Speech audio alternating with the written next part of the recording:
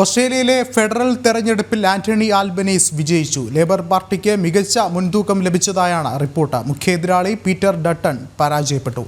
കൂടുതൽ വിവരങ്ങളുമായി ഐസൻ ജോസ് ചേരുന്നുണ്ട്. ഐസൻ, നിർണായകമായ ഫലപ്രഖ്യാപനത്തിൽ ഇപ്പോൾ ആന്റണി ആൽബനീസിന് മികച്ച വിജയം എന്നുള്ള റിപ്പോർട്ടുകളാണ് പുറത്തുവരുന്നത്. മറ്റു വിവരങ്ങൾ എന്തൊക്കെ?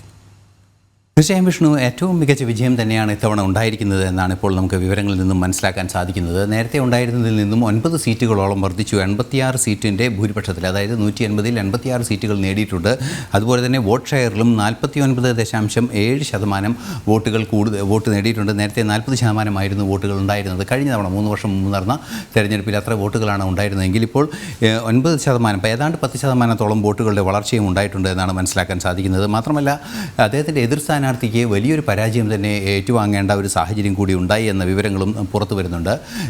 150 അംഗ റെപ്രസെൻറ്റേറ്റീവ് കൗൺസിലിലേക്ക്, അല്ലെങ്കിൽ ജനപ്രതിനിധി സഭയിലേക്കാണ് തെരഞ്ഞെടുപ്പ് നടക്കുന്നത്. 76 അംഗങ്ങളുണ്ടായാൽ ഭൂരിപക്ഷം കൃത്യമാവുകയും ചെയ്യും. അതുപോലെ തന്നെ 76 അംഗങ്ങളുള്ള സെനറ്റിലേക്കും തെരഞ്ഞെടുപ്പ് നടന്നിരുന്നു. ആ തെരഞ്ഞെടുപ്പിൽ 40 സീറ്റുകളിലേക്കാണ് തെരഞ്ഞെടുപ്പ് നടന്നത്. അത് സംബന്ധിച്ചുള്ള വിവരങ്ങൾ ഇനിയും വരാനിരിക്കുന്നതേ ഉള്ളൂ. കൂടുതൽ വിവരങ്ങൾ ഇക്കാര്യത്തിൽ ആ സെനറ്റ് തെരഞ്ഞെടുപ്പിൽ നടന്നത് സംബന്ധിച്ച് വരാനിരിക്കുന്നുണ്ട്. നിലവിലെ സാഹചര്യത്തിൽ ആന്റണി ആൽബനീസ് തന്നെ പ്രധാനമന്ത്രിയായി തുടരുമെന്നൊരു സൂചനയാണ് ലഭിക്കുന്നത്.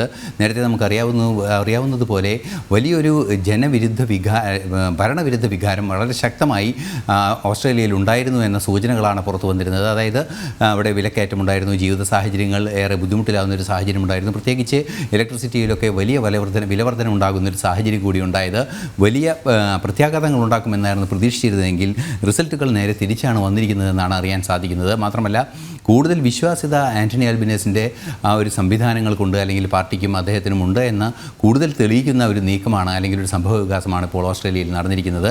അന്തിമ റിസൾട്ട് വരാനിരിക്കുന്നതേ ഉള്ളൂ. എങ്കിൽ കൂടി കൃത്യമായ ഒരു മുന്നേറ്റം ആന്റണി ആൽബനീസിൻ്റെ ഭാഗത്ത് ഉണ്ടായി, അല്ലെങ്കിൽ അദ്ദേഹം നേടിയെന്നത് ഒരു യാഥാർത്ഥ്യമായി നിലനിൽക്കുന്നു എന്നാണ് അറിയാൻ സാധിക്കുന്നത്.